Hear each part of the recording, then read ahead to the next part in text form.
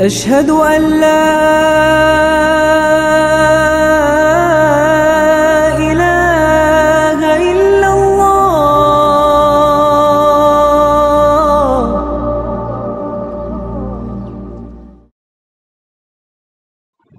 প্রিয় দর্শকবৃন্দ, আসসালামু আলাইকুম। শুরু করছি তার নামে যিনি পরম করুণাময় ও দয়ালু। বেশ কিছুদিন গ্যাপ দেওয়ার পর আজকে আপনাদের সামনে আসতে পেরে আমি খুবই আনন্দিত। আজ আমরা কথা বলবো মধ্যপ্রাচ্য বিষয় নিয়ে, আর এ ব্যাপারে কথা বলার জন্য আমাদের সঙ্গে উপস্থিত আছেন মধ্যপ্রাচ্য বিশেষজ্ঞ, 3 দশকের বেশি দিন ধরে সাংবাদিকতা করা এবং ইরানে 1 দশকেরও বেশি দিন ধরে থাকার অভিজ্ঞতা সম্পন্ন সাংবাদিক জনাব সিরাজ ভাই। সিরাজ ভাই, আপনাকে স্বাগত। আপনাকে অনেক ধন্যবাদ শামস ভাই। কেমন আছেন? আছি আলহামদুলিল্লাহ, ভালো আছি। আপনি নিশ্চয়ই ভালো আছেন? আলহামদুলিল্লাহ ভালো আছি। আমাদের দর্শক শ্রোতারাও মনে হয় আশা করি ভালো আছেন সবাই। জি জি জি, সবাই ভালো আছেন। আমার আজকে একটা দুঃসংবাদ আছে। আমার ছোট বোনের হাজবেন্ড ঘন্টা 2 আগে মারা গেছে। তো মনটা একটু খারাপ হয়ে আছে। তারপরেও যেহেতু আপনার সাক্ষাৎ পাওয়া খুব কঠিন এখন, সেই জন্য মনে করলাম যে আর বাদ না দিয়ে আপনার সঙ্গে একটা কথাটা বলেই ফেলি। তো প্রথমেই একবারে কাজে চলে আসা যাক। প্রথমেই আপনি মধ্যপ্রাচ্য সম্বন্ধে লেটেস্ট যে খবরাদি আছে একটু যদি জানান, তারপরে কিছু প্রশ্ন করব আপনাকে। তো প্লিজ আপনি শুরু করুন মধ্যপ্রাচ্য বিষয়ের সংক্ষিপ্ত পরিস্থিতি নিয়ে। শামস ভাই, আসলে মধ্যপ্রাচ্য বিষয়ক সংক্ষিপ্ত পরিস্থিতি আজকে আমি খুব ভালো আপডেট দিতে মনে হয় পারবো না। এই কারণে আজ কয়েকদিন খুব ব্যস্ততা যাচ্ছে। আমি নতুন একটি টেলিভিশন চ্যানেল ঠিক বলা যাবে না, একটা মিডিয়া কমপ্লেক্স বা মিডিয়া ইন্ডাস্ট্রি হচ্ছে, সেখানে আমি জয়েন করেছি, সেখানকার চিফ হিসেবে জয়েন করেছি। এবং এই ইন্ডাস্ট্রিটা গড়ে তোলার জন্য এখন আমাকে অনেক কাজ করতেছে, এই কারণে অনেক ব্যস্ততা। আর আজকে এই সংক্রান্তই একটা মিটিং থেকে আমি কিছুক্ষণ আগে আসলাম, যার কারণে আজকে আমি পত্র পত্রিকা আন্তর্জাতিক মিডিয়ার দিকে একেবারেই নজর দিতে পারিনি, যার কারণে হয়তো খুব লেটেস্ট আপডেট দিতে পারবো না। বাট মোটা দাগে সেখানকার সিচুয়েশনগুলো আমি তুলে ধরতে পারি। সেটি হচ্ছে যে ডোনাল্ড ট্রাম্প তো 20 দফা বা 21 দফা প্রস্তাব দিয়েছে, গাজা ফিলিস্তিন বিষয়ক একটা প্রস্তাব। এরপরে আজকে বা কালকে শুনতে পেলাম যে আপনার কাতারে আমেরিকার অনেকগুলো ফুয়েল ট্যাঙ্কার, অর্থাৎ ট্যাঙ্কার বিমান যেগুলো, এগুলো ল্যান্ড করেছে। তো কাতারে আমেরিকার এই সমস্ত ট্যাঙ্কার বিমান ল্যান্ড করার কিন্তু ভিন্ন ইঙ্গিত বহন করে। আবার অ্যাট দ্য সেম টাইম একথাও জানা যাচ্ছে যে ইরানের আকাশে ইরানের বিমান বাহিনী বিমান মহড়া চালাচ্ছে। এরপরে ইদানিংকালে ইরান কিছু কিছু ক্ষেপণাস্ত্রের পরীক্ষাও চালিয়েছে। ওপাশে জোলানির সাথে সিরিয়ার একটা চুক্তি হচ্ছে বা হতে যাচ্ছে, বৈঠক হয়েছে, এ কাজে মধ্যস্থতা করছে আমেরিকা। এবং আরেকটা কথা আমি একটু বাদ রেখে গেছি, যে ডোনাল্ড ট্রাম্প যে আপনার দিয়েছে, 21 দফা শান্তি পরিকল্পনা দিয়েছে, সেই ব্যাপারে তুরস্ক, পাকিস্তান সহ কাতার, সৌদি আরব এবং মিশর, আরো বেশ কিছু মুসলিম দেশ, এমনকি ইন্দোনেশিয়াও, তারা সবাই স্বাগত জানিয়েছে ডোনাল্ড ট্রাম্পের এই শান্তি পরিকল্পনাকে। এটি একটি খবরও বটে। এর পাশাপাশি হিজবুল্লাহর এই মুহূর্তকার বিবৃতি এবং হামাসের বিবৃতি দুটো ইম্পর্টেন্ট। ডোনাল্ড ট্রাম্প যে শান্তি পরিকল্পনা দিয়েছেন, সেই শান্তি পরিকল্পনা বেসিক্যালি ফিলিস্তিনের প্রতিরোধ আন্দোলন হামাস এবং জিহাদ আন্দোলন, তারা দুই দলই, দুটি সংগঠনই প্রত্যাখ্যান করেছে। তারা বলেছে যে এটা আসলে গ্রহণযোগ্য না, এটা সমস্যার সমাধান করবে না, বরং তাদেরকে আত্মসমর্পণ করতে বাধ্য করার একটা ব্যবস্থা করেছে। এটা একটা খবর।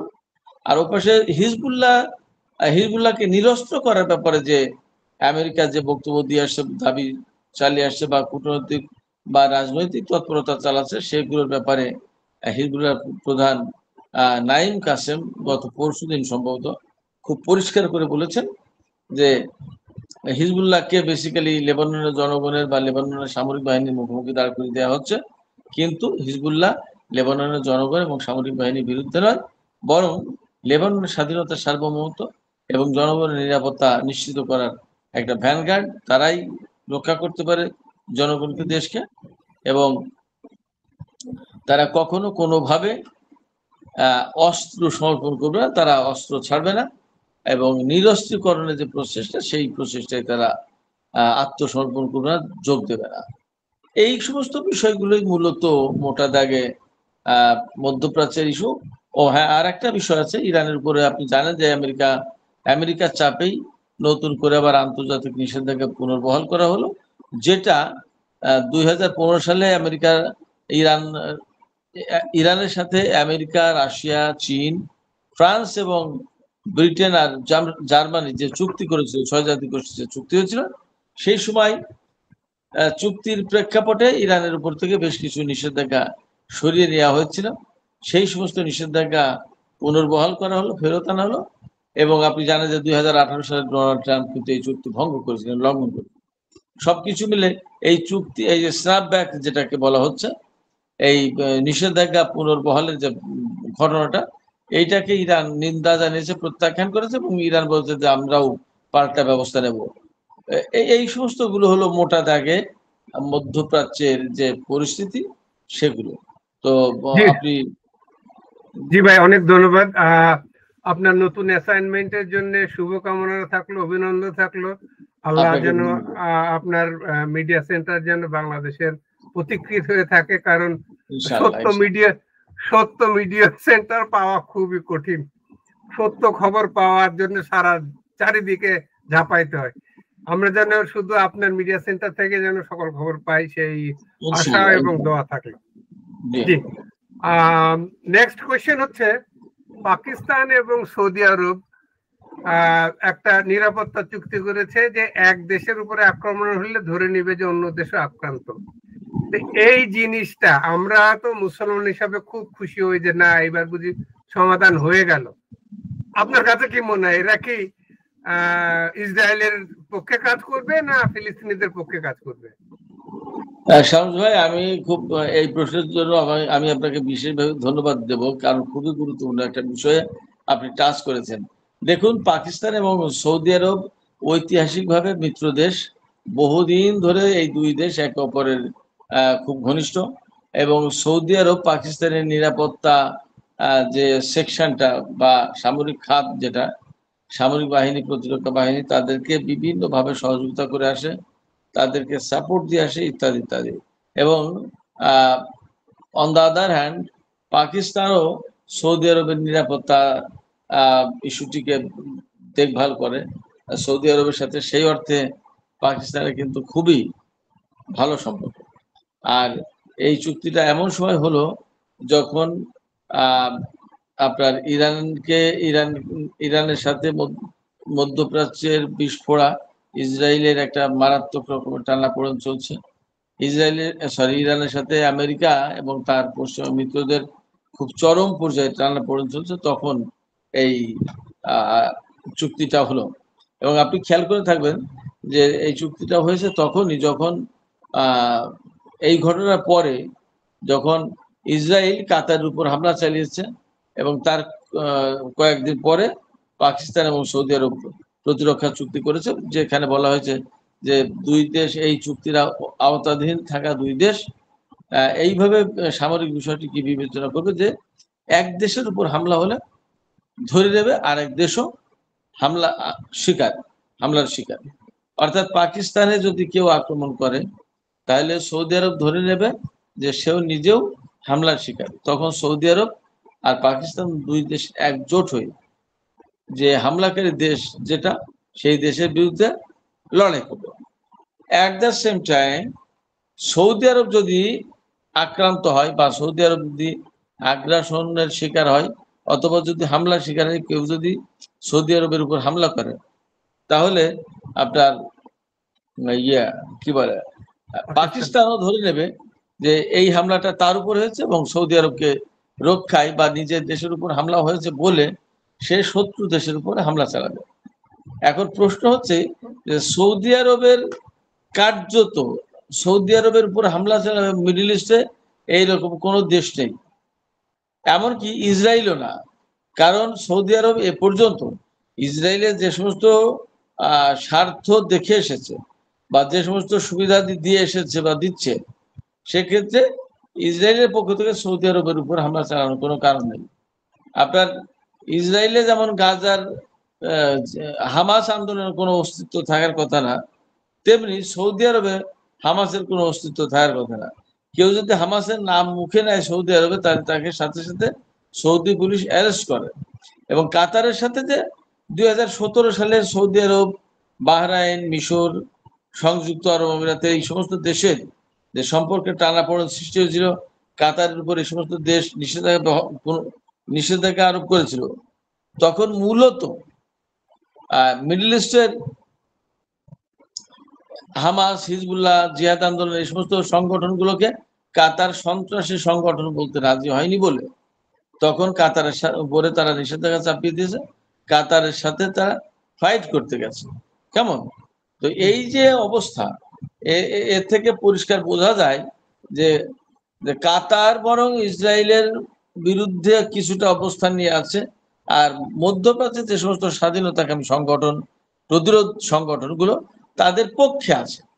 সেই জায়গা থেকে আপনার ইসরায়েল কাতারের উপর হামলা চালিয়েছে। কিন্তু সৌদি আরব যেহেতু মধ্যপ্রাচ্যের কোনো ইসলামী সংগঠনের পক্ষে না, এমনকি ইরানেরও পক্ষে না সরাসরি, সেক্ষেত্রে ইসরায়েলের পক্ষ থেকে সৌদি আরবের উপর হামলা চালানোর কোনো আশঙ্কা আমি দেখি না। ফলে ফলে পাকিস্তান এবং সৌদি আরবের মধ্যকার যে নিরাপত্তা চুক্তি, যে এক দেশ আক্রান্ত হলে আরেক দেশ ধরে নেবে তারা আক্রান্ত হয়েছে, এই চুক্তির আসলে অর্থটা কি, গুরুত্বটা কোথায় আমি ঠিক পরিষ্কার না।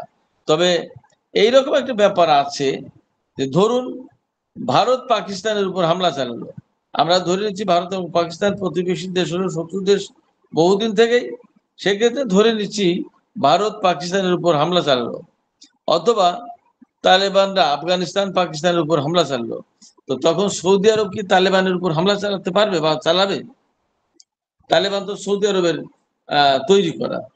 আবার ভারতের মতো একটা শক্তি, সে যদি পাকিস্তানের সাথে যুদ্ধে জড়িয়ে পড়ে, তো সৌদি আরব কি সত্যিই এখানে যুদ্ধ করতে আসবে? এটা একটা প্রশ্ন। যদি না আসে তাহলে এই চুক্তির কি মানে আছে? আমরা দেখতে পাচ্ছি গাজা, সৌদি আরব যদি মুসলিম বিশ্বের নেতা বলে নিজেকে দাবি করে, বা আমরা সবাই মিলে যদি বলি যে সৌদি আরব মুসলিম বিশ্বের নেতা, তাহলে এই নেতা কি ইসরায়েল বিরোধী কোনো সংগ্রামে জড়িত? এখন যদি জড়িত না থাকে, তাহলে সে পাকিস্তানের স্বার্থে কি নিয়ে লড়াই করতে যাবে, কেন লড়াই করতে যাবে? পাকিস্তানও তো একটা মুসলিম দেশ। ফলে এই জোট গঠনের কেউ কেউ ভিন্ন আঙ্গিকে অর্থ করার চেষ্টা করছে। যেমন সৌদি আরবের সাথে যেহেতু হামাস, হিজবুল্লাহ এদের খুব একটা ভালো সংগঠন আপনার সম্পর্ক না, এমনকি ইরানের সাথেও খুব যে মিষ্টি মধুর সম্পর্ক তা বলা যাবে না, একটা উঠতি সম্পর্ক তৈরি হচ্ছে আর কি। তাই এরকম একটা পরিস্থিতিতে যদি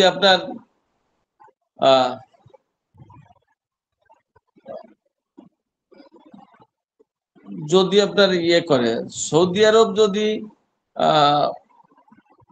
কারোর সাথে জড়িয়ে পড়ে, যুদ্ধে জড়িয়ে পড়ে, তাহলে পাকিস্তান বরং ঠেকাতে বাধ্য হবে। এবং এই চুক্তিতে আমি মনে করি যে পাকিস্তান কতটা সৌদি সমর্থন পাবে আমি শিওর না, অন্তত সামরিকভাবে, কিন্তু সৌদি আরব অসুবিধায় পড়লে পাকিস্তান যেতে বাধ্য হবে, এটা আপনি মোটামুটি নিশ্চিত থাকতে পারেন। তার মানে এই চুক্তিটা প্যালেস্টাইনের ব্যাপারে কোনো ভূমিকা রাখবে না? আমি ব্যক্তিগতভাবে মনে করছি না প্যালেস্টাইনের ব্যাপারে কোনো হেল্প করবে, কারণ যদি হেল্প করতো তাহলে সৌদি আরব প্যালেস্টাইনের ব্যাপারে অনেক বেশি সরব থাকতো, বরং সে একেবারেই নীরব। আমি তো আগেই বলেছি, শুধু নীরবই না, আজকে যদি কেউ সৌদি আরবে হামাস এই নামটা উচ্চারণ করে, তো সে ব্যক্তিদের সাথে সাথে সৌদি পুলিশ আটক করে। ফলে সৌদি আরবের ফিলিস্তিনের পক্ষে অবস্থান নিচ্ছে এটা বলার কোনো সুযোগই নেই। আমি অতএব আমি এই চুক্তিতে ফিলিস্তিনিদের পক্ষে যাবে আদৌ, এটা ভাবার কোনো কারণ আমি দেখছি না। জি জি, আমি ওই কিছুদিন আগে মানে ফেব্রুয়ারি মাসে সৌদি আরবে গেছিলাম। তো মদিনায় এক দোকানে যে জিজ্ঞাসা তোমরা কোথাকার, বলে যে আমি ইয়েমেনি। ও তোমরা তাহলে আনসারুল্লাহ? ওই লোকটা ভয়ে কেঁপে গেল আর কি। এই হ্যাঁ, ভয়টা সবসময় হামাসের নাম বললে তারও বেশি। তো যাই হোক, আমার মনে হয় না, আমি আপনার সঙ্গে একমত, এই চুক্তি কোনো অবস্থাতেই প্যালেস্তাইনিদের কোনো কাজে আসবে না। এবার শুধু একটা অন্য, শামস ভাই, আমি আর একটা পয়েন্ট কথা বলে রাখি একটা বাক্যে, সেটা হচ্ছে শুধু প্যালেস্টাইন কেন, আদৌ মুসলিম বিশ্বের জন্য এটা আহ জি উপকারে আসবে কিনা সেটাই তো প্রশ্ন। যদি উপকারে আসতো তাহলে সৌদি আরব এবং পাকিস্তান তারা সবাইকে নিয়ে জোটটা করতো, যে সব মুসলিম দেশ আসো, আমরা সবাই মিলে একটা জোট করি, সামরিক জোট। জি জি, আরো জি জি, আরো সন্দেহ জায়গায় যখন ট্রাম্প ইয়েকে পাকিস্তানি সেনাপ্রধানকে অ্যাওয়ার্ড দান করে এবং পাকিস্তানি সেনাপ্রধান তাকে নোবেল প্রাইজের জন্য রিকমেন্ড করে, তো হ্যাঁ, সবকিছু সবকিছু যোগায় বেশি বেশি করে। যাক, নেক্সট প্রশ্নটা একটু ভিন্ন ধরনের। জি, সম্ভবত 44টা বা 45 দেশের অনেক লোক অনেকগুলো জাহাজ নিয়ে গাজার দিকে রওনা শুরু করেছে অনেক আগে, বেশ আগে। তারা সম্ভবত আজকে গাজার ইসরায়েলি পানি সীমানার ভিতরে ঢুকবে। এইখানে মুসলিমরা খুব কম আছে, খ্রিস্টানরাই আছে বিশেষ করে, সাদারা আছে। বাংলাদেশের একজন শহীদ ভাই, সাংবাদিক চিত্রশিল্পী শহীদ ভাই, উনি জয়েন করতেছেন, এটা আমার কাছে খবর আছে। এই ফ্লোটিলা সামুদ, এটা গাজার উপরে কতটুকু প্রভাব ফেলতে পারে বলে আপনি মনে করেন? স্যার, আমি অত্যন্ত দুঃখের সাথে বলতে যাচ্ছি যে এই ফ্লোটিলা সুমুদ গাজা ইসরায়েল এই ব্যাপারে কিচ্ছু কোনো প্রভাব ফেলবে বলে আমি ব্যক্তিগতভাবে বিশ্বাস করছি না, মনেও করি না। এগুলো শুধুমাত্র এক ধরনের পলিটিক্যাল স্ট্যান্ডবাজি, পাশ্চাত্যের বা বিভিন্ন দেশের এবং তুরস্কের মতো একটা দেশের শুধু মানে ফাঁকবাজি, এটা বেশি বেশি কথা বলা আর বেশি বেশি মানে জাস্ট একটা ক্রেডিট দেওয়ার চেষ্টা করা। দেখেন, এই পর্যন্ত কোনো ফ্লোটিলা কি গাজার মাটিতে পৌঁছাতে পেরেছে, গাজার তীরে পৌঁছাতে পেরেছে? না। পারেনি। প্রত্যেকটা ফ্লোটিলা হামলা চালিয়েছে, খুন করেছে, হত্যা করেছে, আহত করেছে, আটক করেছে, তাদেরকে দেশে পাঠিয়ে দিয়েছে।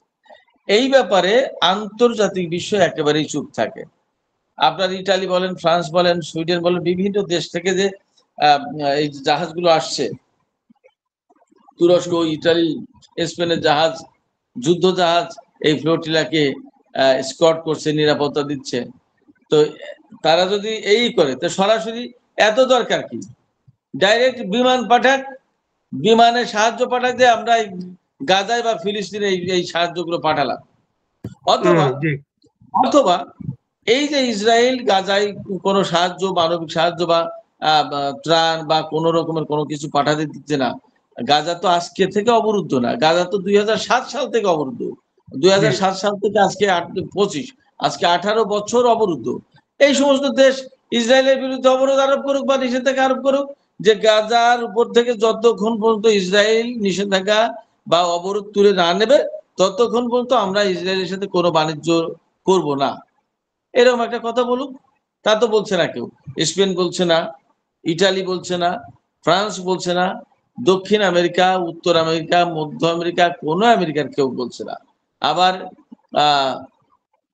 খোদ আমেরিকা, মার্কিন আমেরিকা যেটা, মার্কিন যুক্তরাষ্ট্র আমেরিকা যেটা, তারা বলছে না, বরং তারা ফিলিস্তিনকে মারার জন্য যত রকমের উপায় উপকরণ, সাহায্য, সমর্থন দেওয়া যায় তার সব কিছু করছে, এমনকি ডিপ্লোম্যাটিক ওয়েতে।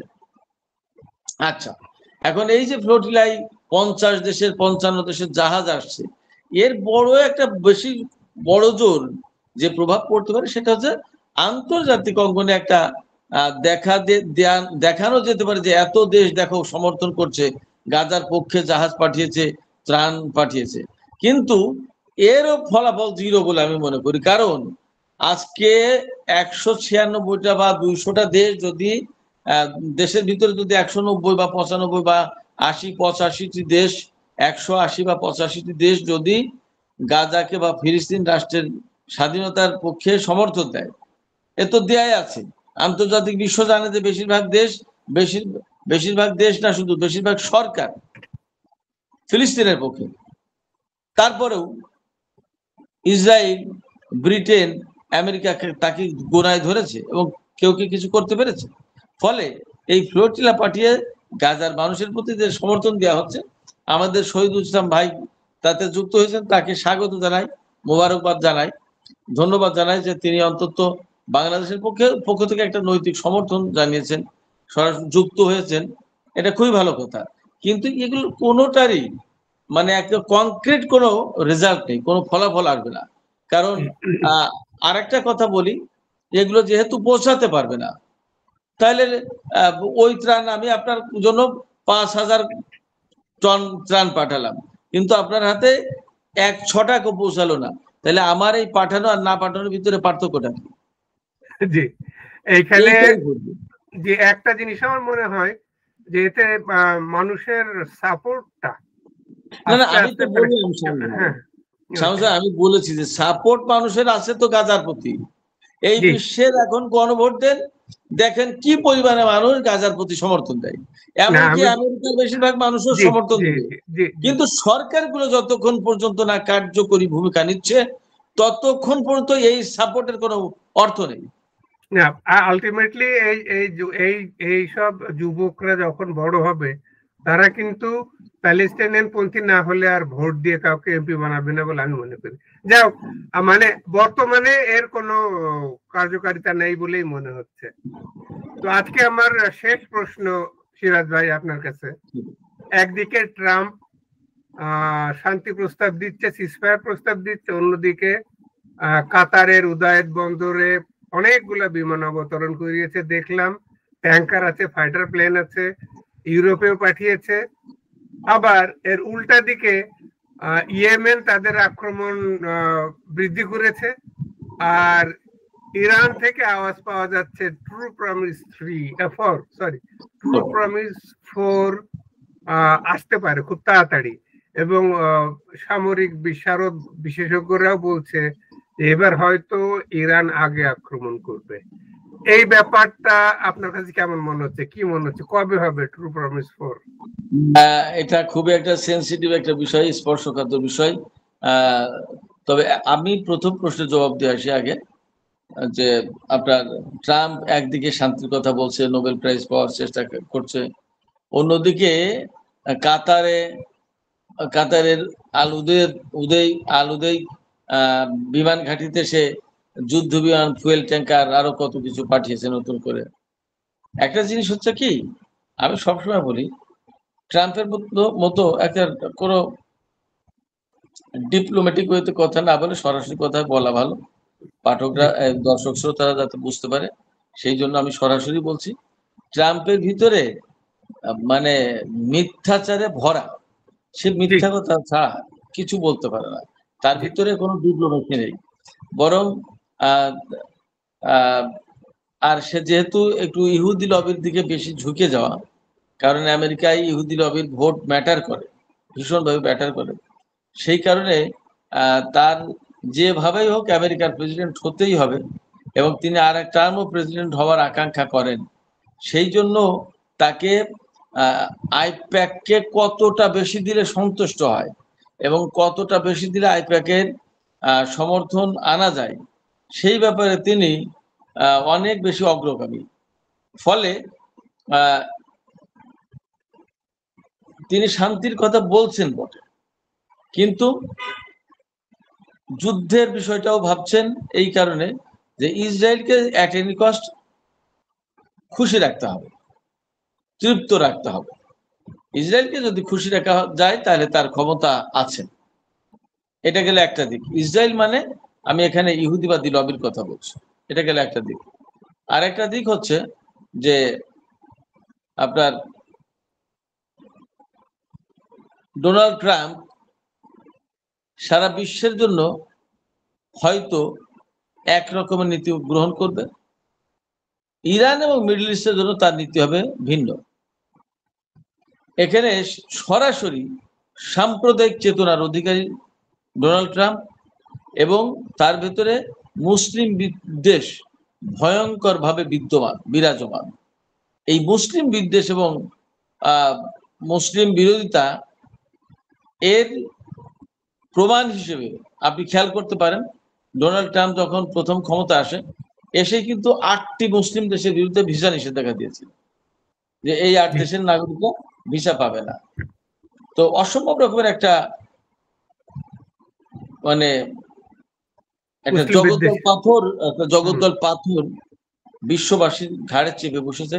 বিশ্ববাসীর ঘাড়ে চেপে বসেছে বলতে বোঝাচ্ছি, যেহেতু আমেরিকা সারা বিশ্বের অনেক কিছুর উপর খুব বেশি মারাত্মকভাবে প্রভাব বিস্তার করে রয়েছে, সেই দেশের প্রেসিডেন্ট তার অনেক সিদ্ধান্ত সারা বিশ্বের মানুষের উপর প্রভাব ফেলে। সেই জায়গা থেকে বলছি যে ট্রাম্পের মতো একটা লোক যখন আমেরিকার প্রেসিডেন্ট হয় তখন সেটা সারা বিশ্বের মানুষের জন্য একটা বিপদের কারণ হতে হয়। সেই বিপদের কারণ এখনো চলছে এবং সেই বিপদের অংশ হিসেবে আমরা কিছুদিন আগে ইরানের পরমাণু স্থাপনায় হামলা চালাতে দেখেছি। যখন আলোচনা চলছিল আমেরিকার সাথে ইরানের, তখন ডোনাল্ড ট্রাম্প ইসরায়েলকে বলছে তুমি ইরানের উপর হামলা চালাও, কেমন? আবার এখন যখন শান্তির কথা বলছে তখন আবার বিশেষ করে ইরানকে টার্গেট করে এমনকি গাজাও মাটির সাথে মিশিয়ে দেওয়ার পরিকল্পনা থাকতে পারে। যদি এই 21 দফা প্ল্যান যদি না মেনে নেয় তাহলে গাজাকে একদম মাটির সাথে, হামাসকে, ফিলিস্তিনি জনগণকে মাটির সাথে মিশিয়ে দেওয়ার প্ল্যান নিতে পারে। এই সমস্ত জায়গা থেকে এই বিমান এবং সামরিক সরঞ্জাম পাঠিয়েছেন। এটা তার দ্বিচারিতা, দ্বিমুখী নীতি, দ্বৈত অবস্থান এবং সেটাকে একেবারে সহজ ভাষায় বলা যাবে যে এটা প্রকৃতপক্ষে মুনাফিকি।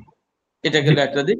আর একটা দিক যেটা আপনি বলছেন যে এটা ইরানের পক্ষ থেকে ট্রু প্রমিস 4 শুরু হতে পারে, এই ব্যাপারে আমি বলবো যে হ্যাঁ, খুব সম্প্রতি বিভিন্ন মাধ্যমে, সামাজিক মাধ্যমে, বিশেষ করে সামাজিক মাধ্যমে এবং ইরান মিলিটারি নামে একটা সম্ভবত ফেসবুক পেজ বা ইনস্টাগ্রাম পেজ আছে, এই পেজেও এইরকম কথা আছে। এছাড়া ট্রু প্রমিস 4 যে হবে না ইরান তো তা বলেনি, বরং আমি সবসময় বিশ্বাস করি বা বলি ইরান এবং ইসরায়েল আর আমেরিকার ভিতরে যে ত্রিমুখী যে দ্বন্দ্বটা, আমি বলি যে ইসরায়েল তো অ্যাকচুয়ালি কোনো রাষ্ট্র না, এটা তো আমেরিকার সামরিক ঘাঁটি। মধ্যপ্রাচ্যকে কন্ট্রোল করার জন্য আমেরিকা সেখানে একটা সামরিক ঘাঁটি তৈরি করেছে। সামরিক ঘাঁটি সরাসরি যদি বানাতো তাহলে মিডল ইস্টের অনেক দেশ হয়তো এটাকে মেনে নিত না, গ্রহণ করতো না। সেই জন্য একটা রাষ্ট্রের আদল দিয়ে, একটা রাষ্ট্রের চেহারা বা রূপ দিয়ে একটা সামরিক ঘাঁটি বানানো হয়েছে। তো সেই ইসরায়েল এবং আমেরিকা বা যেটা ইসরায়েল সেটাই আমেরিকা কার্যত। এই আমেরিকা এবং ইসরায়েল মিলে আমরা যদি এভাবে বলি, তারা ইরানের বিরুদ্ধে মারাত্মকভাবে খড়গহস্ত এবং তারা ইরানের বিরুদ্ধে আক্রমণ চালাতে চায়। এর আগে আমরা দেখেছি যে সম্প্রতি যে যুদ্ধ হয়ে গেল, জুন মাসের 12 দিনের যে যুদ্ধ, সেই যুদ্ধে কিন্তু ইরানের বিরুদ্ধে আমেরিকা এবং ইসরায়েল সম্মিলিতভাবে যুদ্ধ করেছে, কেমন? এখন নতুন করে তারা আরো কূটকৌশল তৈরি করছে।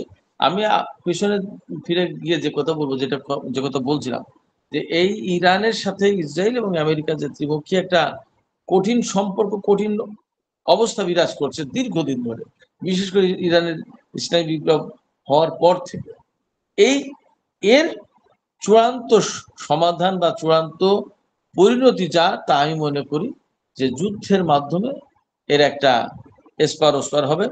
ইরানের সাথে এই দুটি শক্তির, ইসরায়েল এবং আমেরিকার যুদ্ধ অনিবার্য। আমি আগে থেকেই বলে আসছি বহু বছর ধরে, এবং ইতিমধ্যে কয়েকটা যুদ্ধ হয়েছে এবং আমি মনে করি যে যুদ্ধের ভেতর দিয়েই এর ফয়সালা হবে। সেক্ষেত্রে ইরানের পক্ষ থেকেও আমি মনে করি যে সেরকম প্রস্তুতি, আবার আমেরিকা ইসরায়েলও সেটা বলছে। আর মধ্যপ্রাচ্যে আমেরিকার প্রভাব, ইসরায়েলকে ধরে রাখা মানে আমেরিকার প্রভাব ধরে রাখা। আমেরিকার প্রভাব যদি ধরে রাখতে হয় তাহলে ইসরায়েলকে শক্তিশালীভাবে ধরে রাখতে হবে এবং আমেরিকার সামরিক বাহিনীর উপস্থিতি নিশ্চিত করতে হবে।